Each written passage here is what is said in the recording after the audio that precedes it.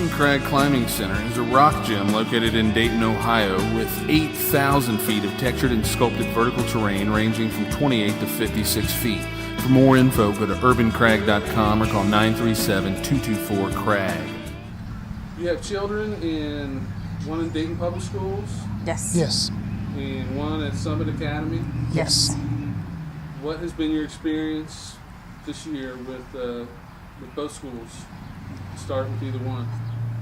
With Charity Adams, it's probably been the best choice we could have made for her, especially after our experience, because our son is older than our daughter, and he started off at the Dayton Public Schools. He started off at Hickorydale, which is no longer a school now, and it was just such a rough experience for us, for him going. It was a lot of problems, a lot of issues. He had a new teacher, very unexperienced teacher, and the staff just wasn't up to par. We just didn't feel like we were getting what he needed out of school. So that's why we made a choice to send him to a charter school, which was Summit Academy.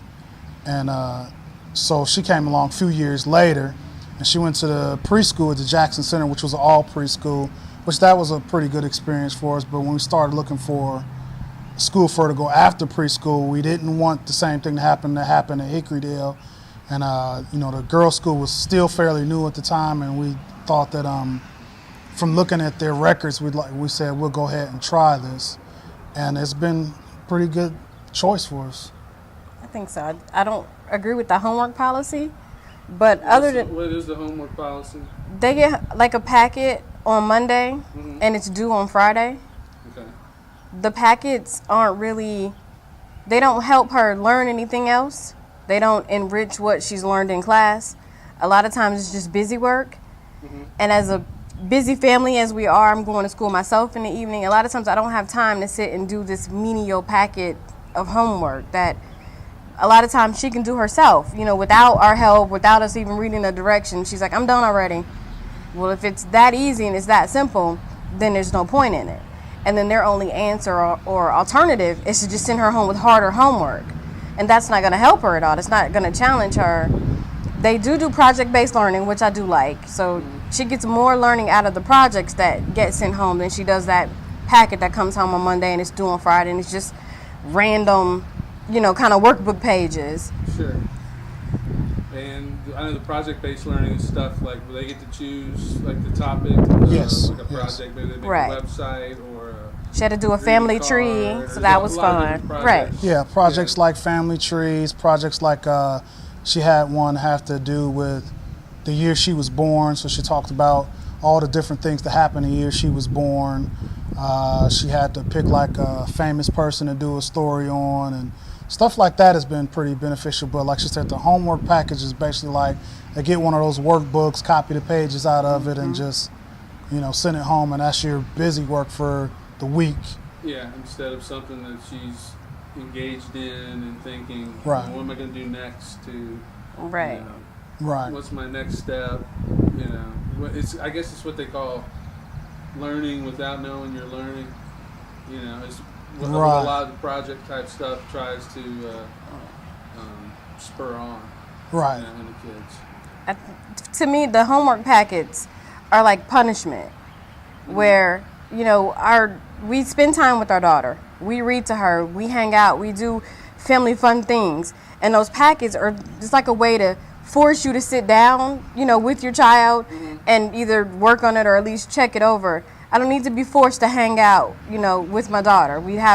She'll learn more if we sit and read the newspaper, or if we watch the news and talk about the stories than Sure. doing these random workbook And pages. that's connecting them with events in the world, Yes. Right. different subjects like politics, economics. Right, and that's why the projects are pretty good for the projects, because you get to do things like that when you Right. do the projects.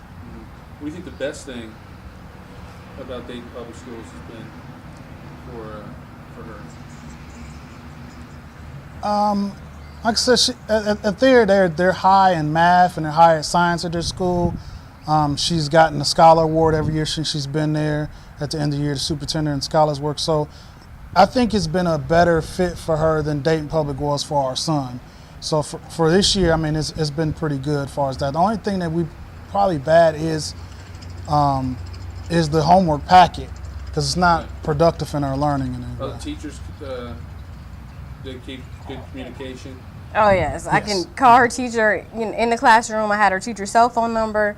We communicated by email. Since I work for the district, I could send her, a message in the morning via email, and she would get it. And we stayed in constant contact. So that's always been a plus. And their open door policy is really great, where I could just walk in the door at 10 o'clock if I felt like it to go sit in on her classroom or to volunteer to read. I didn't have to go through a bunch of security measures and all this extra stuff just to come in and, see what they're doing. Like they weren't hiding anything. Like some schools, you really have to go through a lot to just pop in. Like they don't allow that just popping in. So they really offered that transparency. For me, I like the all-girls school. There's not that distraction of, boys, and, boys sometimes have behavior issues because of boredom in the classroom, and that distraction is taken away. So you don't have these boys acting out because they're bored, and the little girls missing out on learning because they're watching the boys. Right. They're at that age that, we were talking to somebody yesterday, like, it's natural for them to want to jump, climb. Right. Correct. I think separate out. Learning is proven, not just in our city, but in other cities, especially in major cities, that it has worked out better for children for separate learning, especially at that age group. Definitely. Did your kids ride the bus this year? Yes. Is transportation an issue? Yes. Not in her school. Her school actually, we got lucky with her. I knew her bus driver. When I was a kid, we grew up together, and I knew she's a hard worker. She showed up for work every day. Yeah, she showed. That was the problem we had with his transportation, because even though he goes to a charter school, he uses Dayton Public for busing, and that was just horrendous. Absolutely. I think she may have picked him up twice a week, maybe. She never had a whole week where she came every day. Yeah, has it been ever this bad in the past? No, this was the worst year for him. They did lay off like 60 drivers. Yeah. Well, she had a job all year. She just chose not to show up for it. Oh, really? Yeah, I mean, she would probably come twice a week. She never had a full week where she would have the route, cover the route to and from the whole week. And then if we weren't going to get a driver, we wouldn't know unless we called. We'd have to call. I got to the point where I would call every day just to see if he was going to have a driver. Yeah. Because she was missing at least 2 or 3 days a week. How long did it take you to get in through? Was it hard to get through to after 40 minutes on hold, hanging up, calling back, spend another 40 to 45 minutes on hold? Next to impossible to get through or to get a straight answer, because when you did get through, they would say, oh, well, let me transfer you back to dispatch, and let me transfer you here. And you finally talk to somebody, and they're like, oh, well, let me check on that for you. And then after probably 40 minutes on the phone, they'll come back and say, oh, you don't have that route's not covered today. By this time, one of us is going to be late for work. Right. Because we have 4 people, and everybody has to be where they have to be at the same exact time. 4 different directions. Right. I mean, somebody's going to be late. So we took turns being late for work. I mean, we both have semi-understanding bosses, but at the same time, if you're supposed to be on your job at a certain time, they want you there. Otherwise, instead of getting off when I'm supposed to, I'm getting off an hour later because I was 45 minutes late. And just have to make up the time because his bus driver decided not to show up. And she was very nasty to the kids. I don't think they properly prepared her to drive a bus full of special needs children. And so she had no patience whatsoever. I mean, I would hear her different times pulling up, and yelling at the kids on the bus. And I'm asking my son, like, well, who's she yelling at? Oh, she's yelling at so-and-so and so-and-so. And I'm like, well, why is she yelling at them like that? And he's like, I don't know. That's just what she does all the time. I'm like, that's not okay. So I'm like, you don't show up for work. And then when you do show up for work, you're mean and nasty and you're yelling at the kids. Now, mind you, I understand they can be taxing. But at the same time, you still have to maintain your professionalism and your composure, not to just yell and go off on somebody else's child because you don't know whose kid you're talking to.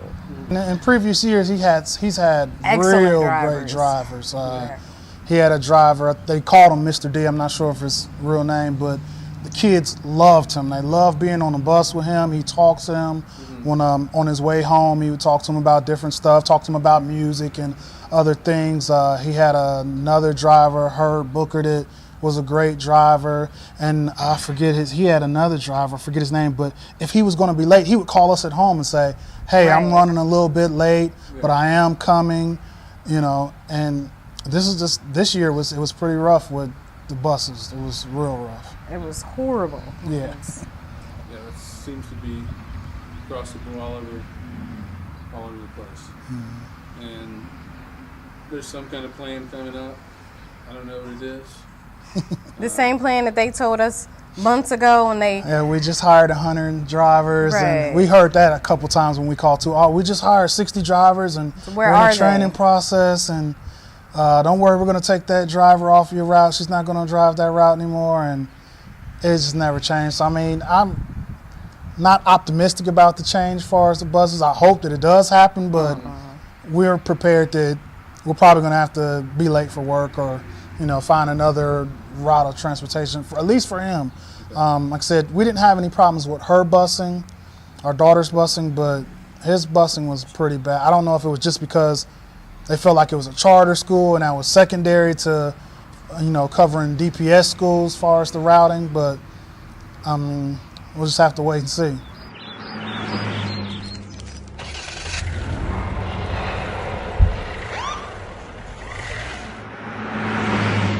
You knew I pulled you over.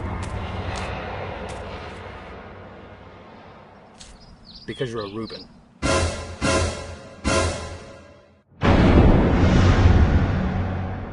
Yeah. What's the biggest difference between the charter and the public, do you think? I think as far as him, we just didn't feel, you know, our son got diagnosed with ADHD, and we didn't feel that the schools were tending to his needs. It was their answer for kids to have ADHD is we'll just put them in LD class and let them sit there all day, right, you know, and or suspend them. Or let's see how, you know, what school can we bust? Let's get them out of our school and put them in another school. And luckily, we were able to find Summit Academy, and that You like helped Summit us out. Academy? Yes. Absolutely. Yes. Definitely. Yeah. Um, I'm familiar with a little bit, you know, they work in that realm. And Yes, they do work in. karate classes. Every day. Yes, every day. Yeah. That make Yes. a big difference in him. Yes. Yes. How much of this do you think is just little boys who need to run? I mean, you know, I think in his case, a lot of it is just there's some teachers not equipped to handle the average kid. You have teachers who, you know, they go to school and they get these fancy degrees, and then they come out and they want the kids to come in and sit like they're 45 and take notes and do work all day. And I think we have a problem too with a can't lot do of these that. teachers that we have in the system right now that don't go to school to become teachers. It's become a fallback job. You know, I've Right. got a degree in business, but there's no jobs available in business right now. I'll go get my teacher's certificate and I can at least get a teacher's job right now. Because a lot of the teachers that have been teaching for years upon years are starting to retire, so it's like a fallback job for a lot of these teachers. there's one thing we haven't talked about. Do you think is really important to Dayton Public and just education in general around this area? What would it be? I would like the whole education system to be taken a look at and at a lot of different angles. Are we really preparing kids to run the country? Are you know, like they always say, children are the future. Are these kids really learning enough to, if they don't go to college, are they getting trades that are going to, you know, be benefit to their community? And if they are going to college, are they really prepping kids to be able to go to college, you know, and gear them to be function in society? And I think that a lot of the schools aren't doing that. Some are, especially when it comes to the technical schools, you know, what's the school? Ponents, schools like Stivers, and, you know, School of the Arts and technical schools seem to be gearing kids towards that direction, but a lot of the other schools are not. They're just trying to, let's get these kids through high school, and then that's just it. But those schools also get to practice exclusivity, which is not fair to the average school.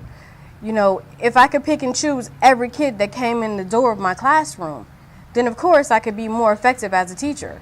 But if I have to deal with a kid who can stand in my face and cussing me up one side and down the other and tell me what they're not going to do, and I just have to take it, and I can't say anything back because I could lose my job or I could get in trouble, then things would be a lot different. I'd be able to make more of a difference in the kids that I see every day. But if I have to spend 90% of my day dealing with discipline, then I'm not going to be effective because I'm not teaching anything. I'm not even teaching them good conflict management skills at that point.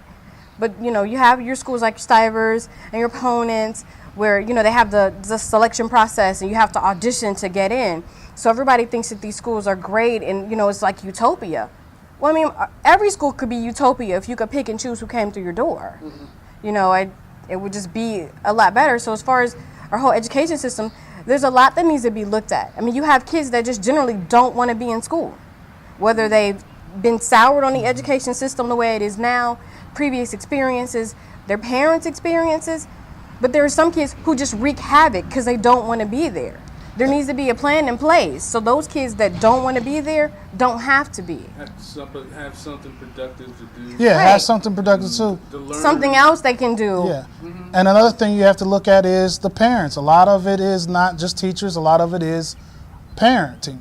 A lot of parents Right. that have school-age kids either didn't finish school or not into the school. They don't think school matters. So you have to look at parenting. And then once again, you have to look at teachers. You have a lot of these teachers that not only didn't go to school to become teachers, but a lot of them are still acting like kids themselves. A lot of them are dressing like they went to the club. I know I didn't go to a Dayton public school my whole school tenure. I went to Dayton public schools and also went to schools in Huber Heights, and I went to schools in Northridge. And Huber Heights and Northridge schools, the teachers still wore ties. The female teacher still wore dresses.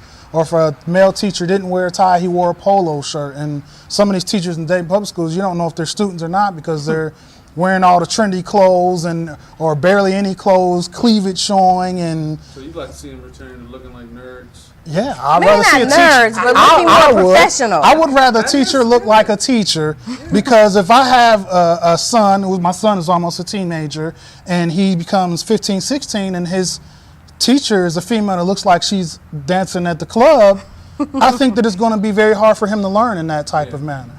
Because all males, when they get that age, the hormones and things like that, and if your teacher's breasts are out on the table, it's going to be difficult to learn. Yeah, you're not going to be thinking about math. Yeah. Then you're going to have another new case where a teacher has a kid by a student. Wow. Another distraction. Another distraction. You think Dayton Public is improving? That's hard to say right now. I think that, the superintendent, she hasn't been there that long, has she? Yes. I've talked to her a couple times when I was having the problems with the bus, and she seemed to be proactive. She wasn't just like, I'll get back to you, whether she was proactive. The first time I talked to her, she said, well, these are the people you need to contact. These are the people you should be talking to. So, I think right now she's pretty good, but I think the people under her, she's got to do a better job of, maintaining her staff. I think instead of throwing money continuously at the latest new program that comes down the pike, that we need to invest in the programs that we already have that are working. And that's usually not the case. It's not how it happens. You can have a program that fails and you can continue to throw money at it and go, well, throwing more money at it is going to make it work. It's going to make it work. But if it's not implemented with fidelity, then nothing is going to work. So you're just throwing good money after bad, continuously. So along with her doing what she does with her staff, she needs to clean house with the staff as DPS as a whole, because she's got the power. Get rid of these teachers that don't want to be there. Get rid of these bus drivers that don't want to be there, that this is only a paycheck or this is a fallback job for you. Because if you don't care, then why are you doing it? Because you can go to Walmart or Bob Evans and make a lot more money than you do in the teaching field with a lot less stress. You have the most important commodity in your hands, which is our youth. And if you don't care and you're not going to do it and do it right, then please go somewhere else. Because to those of us that are in the system, that are trying to do the right thing, it makes it hard for us because there's so many not doing the right things that you're almost embarrassed to go, oh, I work for Dayton Public, because the reputation is so bad. Or you go, I don't want to tell people I work at that school. And the first thing you do at 3 o'clock is take off your badge. Because if you run to the store, heaven forbid somebody know you work for DPS. Because then you're going to get the brunt of everything else that they want to say about the other people who are not doing the right things. So to not get that, you hurry up and you rush and you take it off. And it's hard to hold your head up when you know that so many people around you are sucking at what they do and yet making a really nice paycheck at it. You know, like he said, it's become the fallback job. Oh, you can't get a job doing this? Go teach. You know, our kids aren't important enough. Go, you know, get in the classroom. You can do it. If this person can do it, so can you. I think that's the biggest thing, that from the superintendent on down to the teaching staff, to people who just work in the school, the janitor, everybody has to realize that this is the most important job that you can have, is Absolutely. influence these kids' life, because these are the people who are going to grow up and run the country. Even if they don't work in politics, these are going to be people that work at McDonald's if they don't get a job going to college. But you have to gear these kids in the right direction, and you have to know Driving that. the ambulance to pick you up. Exactly, Right. exactly. No matter what it is, They might be sitting Exactly. across from me when I go to get my SSI benefits, and I want them to be able to Exactly. put together a proper sentence so that I get my good benefits or get everything that's owed to me. But if you can't spell and you can't put together a proper sentence because you weren't taught that, then, you know, we're all in trouble. exactly. It's definitely the most important job. I mean, any job that you have in this world of any type of importance, you had to go to school. So we have to get back to being education being the main thing that we focus on. Everybody's looking for jobs and everybody's saying what's going to save the country. We have to get back to education. Without that, I mean, there's nothing. You know, we stay concerned about, you know, our environment and the ozone layer, and we're worried about leaving this world, you know, a better place for our kids, but nobody's concerned about leaving better kids to take care of this world. And to me, that's more important. Like, yeah, the earth is going to be here, but you're going to have a bunch of dummies running around trying to run it. So who does that benefit? Who does that help?